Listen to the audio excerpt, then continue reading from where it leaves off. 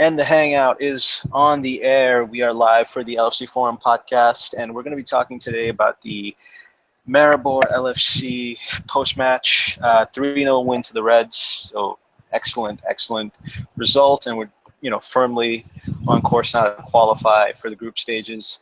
As always, joined by Fergs and Paul Maps. So, gentlemen, excellent result today. First half wasn't great, but we got it done in the end. So let's get right down to it. Paul, talk to me. You were at the game. You watched the game, and what are your thoughts? Do you know, I thought the first half was absolutely atrocious.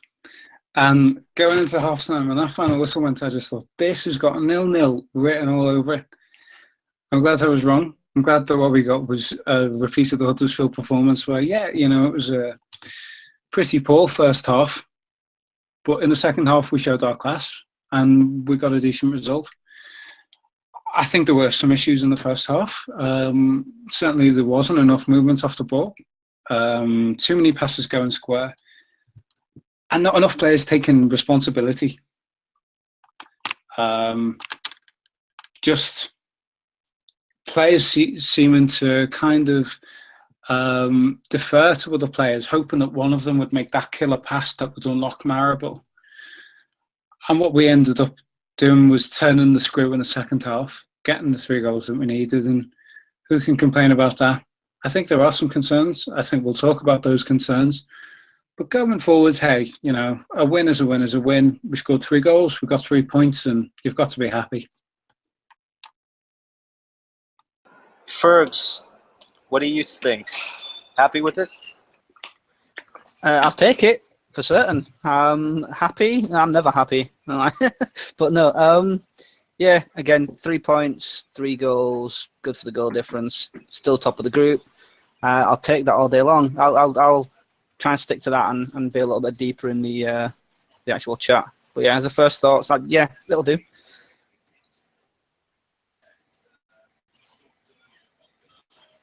Yeah, for me, I'm pretty pleased. I kind of do agree with Paul. It's very much reminiscent of the Huddersfield game because first half was again lack of creativity, lack of inventiveness. But second half, we did really well. Like the goal from Salah, Emre Can's goal was superb. That's what we needed actually quite a bit more of, which is a little bit of drive and a little bit of inspiration from midfield, basically just getting the ball, playing it quickly, and getting it out of feet quickly enough, and just making good, sharp, crisp movements in the final third. And we were rewarded with a great goal. So that was important. Glad to see that we've made most of these two Maribor games count, adding 10 goals to our goal difference, which is huge. So I'm quite confident now. Again, the tougher games are ahead in Spartak again and Sevilla. But overall, I'm happy that we control our destiny now, and we can go forward in this group. Guys, what were your thoughts on the goal? My particular favorite was the Emre Can goal. What were your guys' favorite? And talk to me about who impressed you today in terms of this performance. Who are your standout players? The Emre Can goal I thought was exceptional. And I didn't see that coming from the midfield that we had, because they'd been, I thought, pretty middling the whole game. And then they came out with that. The touch from Milner was expert. To have that composure, I think, is testament to his experience. And it was very, very clever, the way that he just knew where Emre Can was and decided, okay, I know exactly what's going to give him the chance to take a shot at this goal. And it wasn't in keeping with the performance that we'd seen from the midfield already. So I was pretty chuffed with that, I've got to say. That was my favourite goal. I mean, purely in terms of the way I saw the match and the way the first goal changed the game for me and changed my outlook on the game. Maybe that was my favourite goal. I thought that finish, even though it came off Salah's shin, I thought it was possibly deliberate. I thought it was quite a nice skill. Salah had a really poor game, actually. And I say that as someone who thinks Salah is really fantastic. He just hadn't lived up to his usual standard. And then he came out with what I think, personally, is a very, very good finish. And he redeemed himself. And he set us on our way. I was pleased with that as well. In terms of individual performances, I reckon Moreno impressed me. He didn't look phased defensively, and that's positive to see. There are areas he can improve in terms of maybe staying on his feet when he defends, but he seems to be on a pretty decent track in terms of the way he's developing, and hopefully we've ended up with a pretty decent left back. He was probably my favourite player to watch tonight, and I don't think anyone really stood out. Yeah, we won 3-0, but at the same time, none of our players really made me go, yeah, he's been great. But I thought Moreno did well. You know, Maribor did threaten now and then, and anytime Moreno was under pressure, he seemed to deal really well with it and wasn't so bad going forward. So I've got to give a shout out to him in terms of the overall performance. But goal-wise, yeah, Emre Can's was a beauty. Lovely play by Milner. And I think it was a good finish from Salah in the first instance to get us up to 1-0. So, yeah, that's what I think. Yeah, I've got to agree as well. Like the Chan goal was favourite for me. The finish was good, but my favourite part about it was the fact that we played it in tight spaces, which we don't do enough of. Like, we seem to want an age on the ball, and we've got to have 10 yards around us to do anything with it. And that bugs the hell out of me. Like, the fact that he played it and ran into a tight space and still got the pass and made something of it was great to watch. Really, really happy about that. Because we just don't do it enough. We don't have the confidence to do it enough. We go back a few podcasts, I was talking about how comfortable Barcelona players are with the ball. You can pass the ball to them surrounded by 3 players and they'll still take a touch and pass it off. We need that sort of level of confidence and technical ability to take a pass and kill it with 1 touch and then play it on. To see between those two. Best 2 performers for me were Moreno and Trent. Yeah, Moreno's been doing really well this season. Trent, I thought, did really well. Couple of decisions he could have done better with, but he's only a young lad, and biggest stage you can be on the Champions League, innit? And a home game after not playing for a while. So yeah, the performance from tonight. I don't particularly have a favorite performer, but I gotta say that I'm happy that Ox actually got the start today. Did well, you know. I thought he put in some decent crosses now and then, looked active.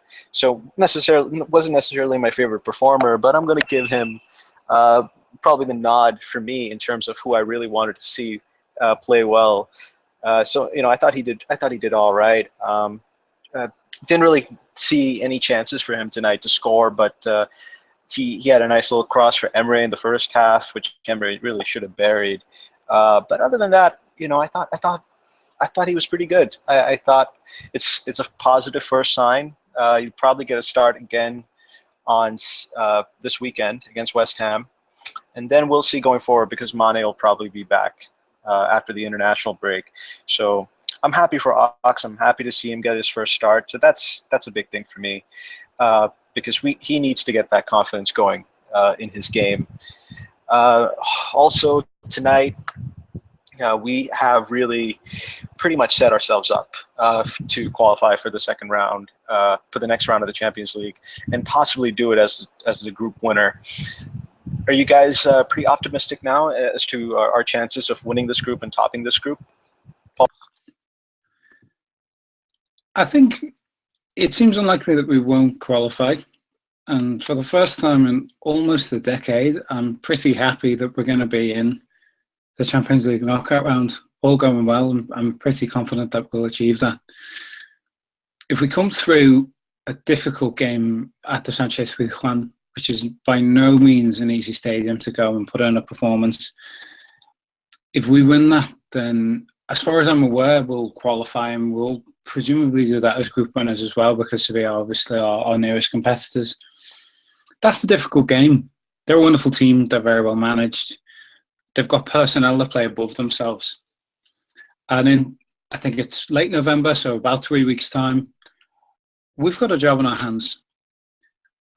And while we've performed well in 2 legs against Maribor, the real acid test of our European credentials will be, how do we perform away against a really good Spanish side?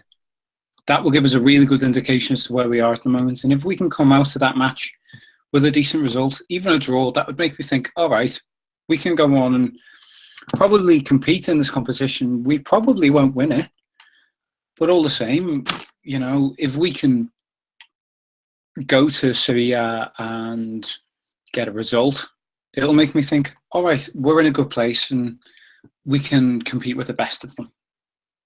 Especially if we can go through as group winners, hopefully get a decent draw in the round of 16, get to the quarterfinals, and at the very least give a good account of ourselves. I'm certainly not thinking at this stage about dropping down into the Europa League. At this point, we've got to be thinking of qualifying for the knockout round, and that's certainly within our grasp at this stage.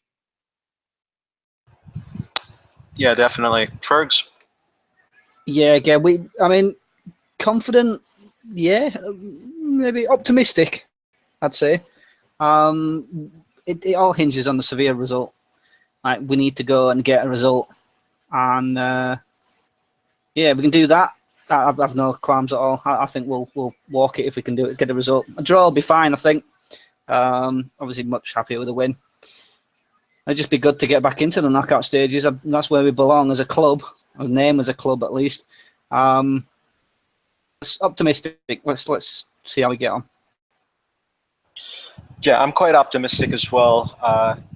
But I'm actually optimistic for the knockout stages too. Again, I don't want to get ahead of myself, but I think we can do some damage. Obviously, with Coutinho, Mane, and Lallana back, and this will be, you know, the Champions League knockout stages will start next year. So I'm actually quite optimistic that we can make some noise and we can be a party. You know, we can spoil the party for at least one big team. That's at least how I view it. So I'm looking forward to it.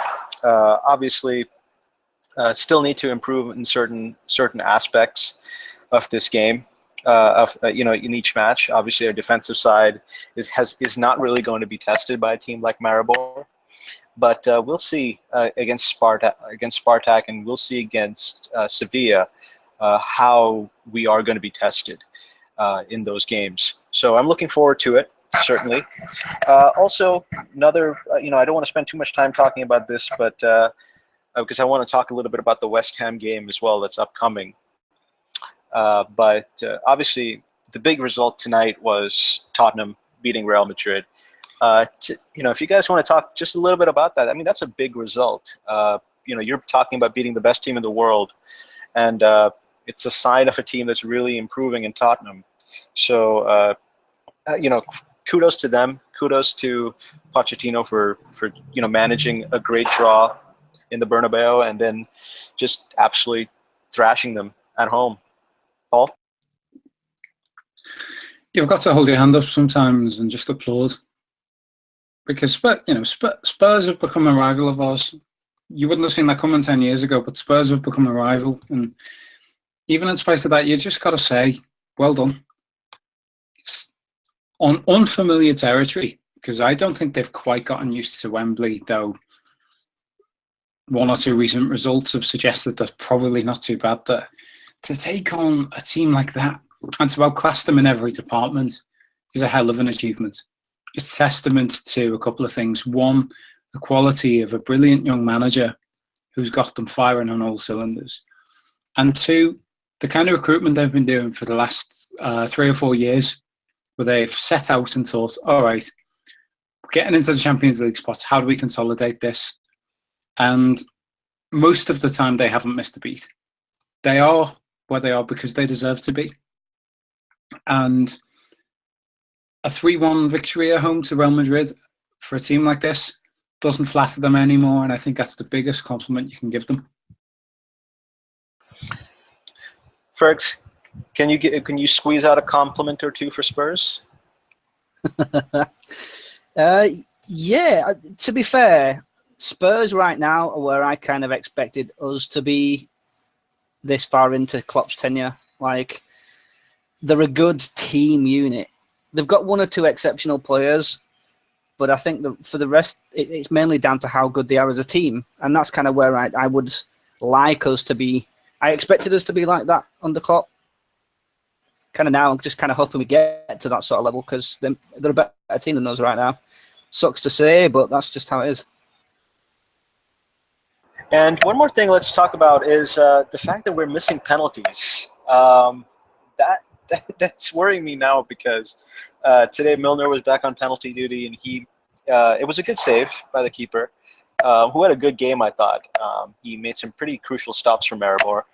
But I'm wondering now, who takes our next penalty? Firmino's taking a penalty, Salah's taking a penalty, and now Milner's taking this penalty, and all three have missed so far.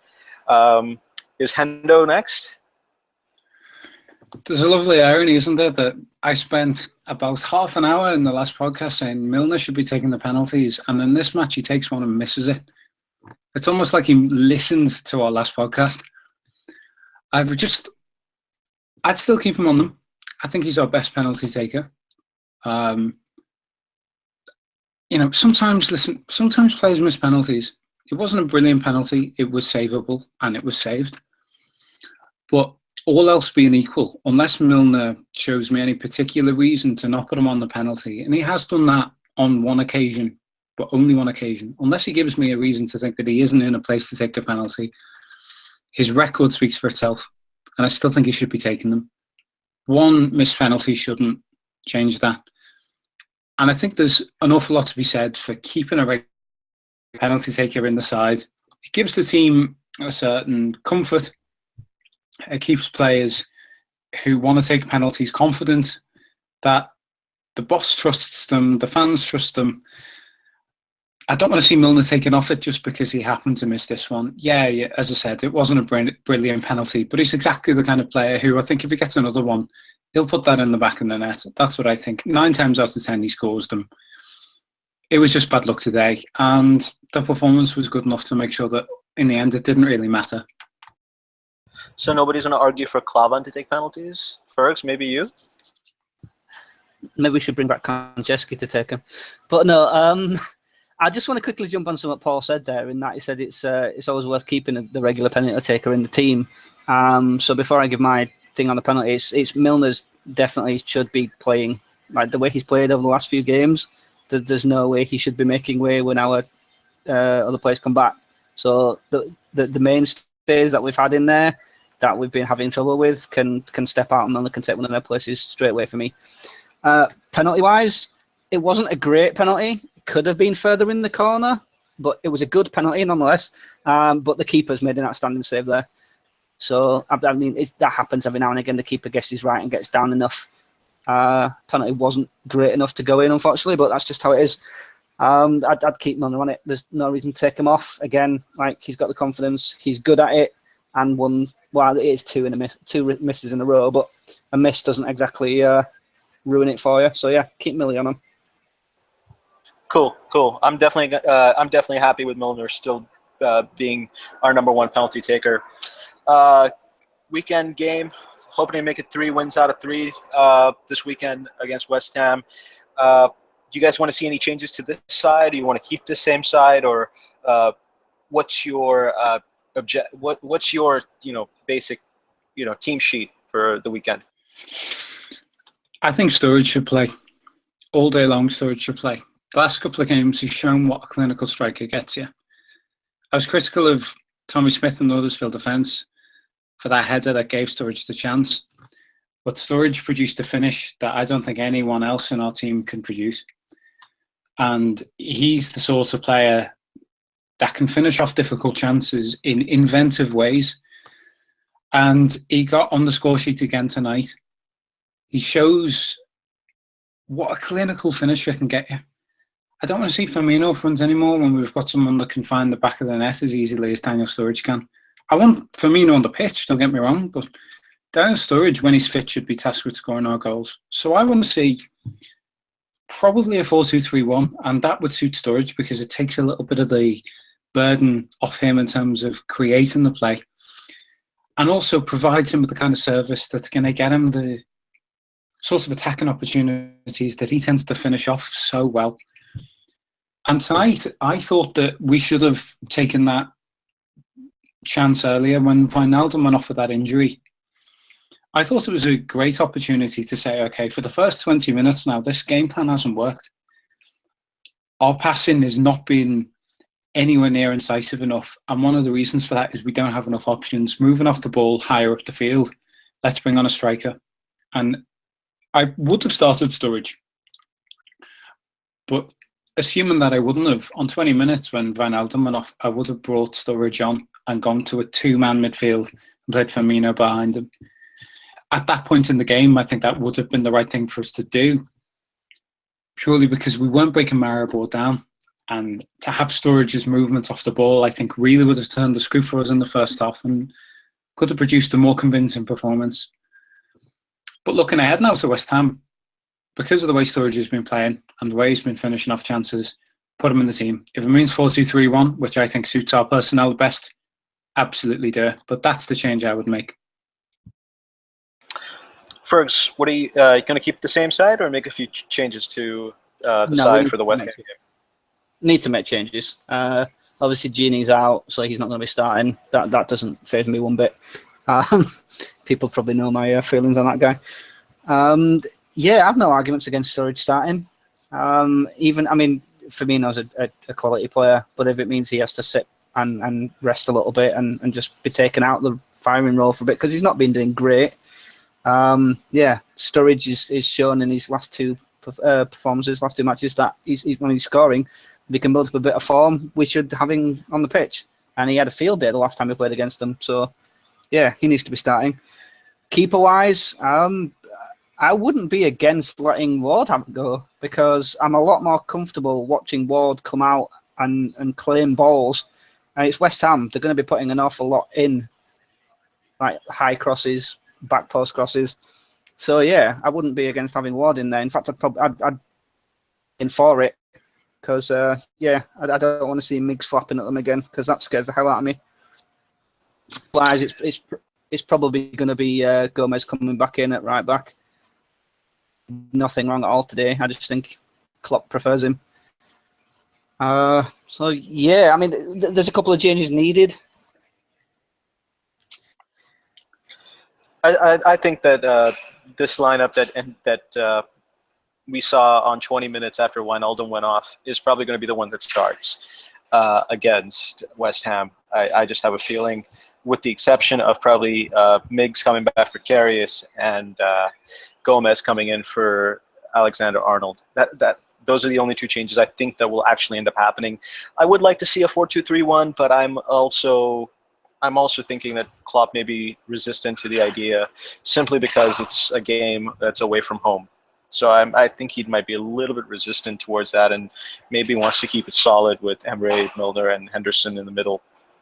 I think, do you guys have any last thoughts, for this? Because after all, it's been a good day, been a good performance. And so far, 2 wins out of 2 this week, which is really nice. So, and hopefully making 3. You guys any final thoughts? My final thought is that I don't want to go to the London Stadium with the aim of being solid, because West Ham have been dire this season. Go and attack them. Go and take your chances against a team that's down on its luck. The manager's not doing a good job. The team aren't fit for purpose. Go and take full advantage of that. Don't worry about what they can do to us. Think about what we can do to them and take full advantage of that. And Fergs was saying a moment ago, play Danny Ward. I'd be perfectly happy to do that. He's probably looking at the two in front of him and thinking, I can do better than this. And I think he probably derives a lot of confidence from watching the way that Mignolet and Karius actually perform. Karius was fine tonight, but Ward probably looks at these two and thinks, I reckon I can outperform these two. And I would not be in any way averse to giving him the opportunity to show that that's what he can do. Gomez as well. I think he's a good young player.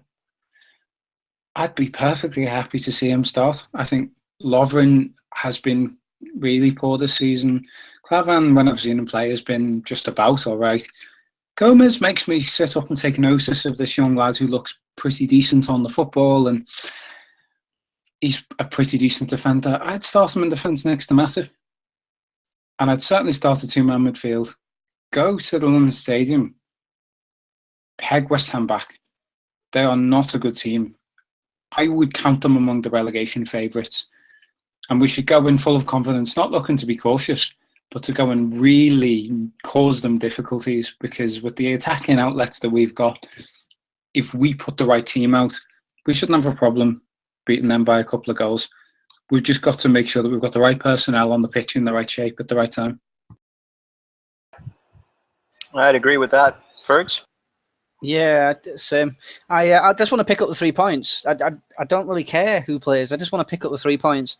If we can get the 3 points there, we go into the international break. We'll have our 3 best players back, hopefully. Oh, sorry, 3 best. 3 of our best players. And obviously, Coutinho should be fit, Mane, hopefully, and Lallana as well, if that works out for us. And then that little platform that we've built could be the stepping stone we need. Like, we've done 2 in a row. Not full of confidence, but should be on the up, thinking, yeah, we can actually make a go at this. I know we haven't had the greatest start, but it hasn't been terrible either. We're still there or thereabouts. Fair enough, City are quite a jump ahead of us, but we're there or thereabouts with the others. We've got some of the big games out of the way, and that we've already played Arsenal, Spurs, and Man U. So yeah, and City as well, actually. So yeah, we've got some of the big games out of the way. There's no reason we can't put a run together and turn things around, which would be nice, and give us something else to talk about other than the way we've been playing. So yeah, let's get the 3 points on the board and then yeah, chat after. Great. So my final thoughts are, people, we are listening to your criticisms about the podcast, and we are looking to make improvements as well on this. So it's not like we are not trying to make this improve, but we'll make these changes as we can going forward. So basically, again, I just want to reiterate this point. I made it twice already. This is not Arsenal Fan TV. Just want to say that one more time. This is a podcast. We're not here to be clowns for 30 to 40 minutes at a time. Exactly. We're not here to do that. We're not here to do interviews. That's not the kind of setting that we're looking for at this time. But all the other really relevant criticisms are very valid, and we'll certainly look to make those changes to make this podcast as good as it really can be. So that's all. That's what I want to end off with. And guys, I also want to thank you for taking the time, because I know it's not the easiest thing in the world. I know people keep saying you need to get more people on, but not everyone has the time to do this. So I really do appreciate it. And we'll pick this up on the weekend. Great. It's been a pleasure, mate. Take it easy, guys. All right. Take care. Good night. Same stuff, fam. But no. Yeah. Stop with the fin. Yeah. Give Solanke some playing time, please. Thank you. Yeah, I'd like that. I'd like to see that too. Definitely. All right. Thanks and take care.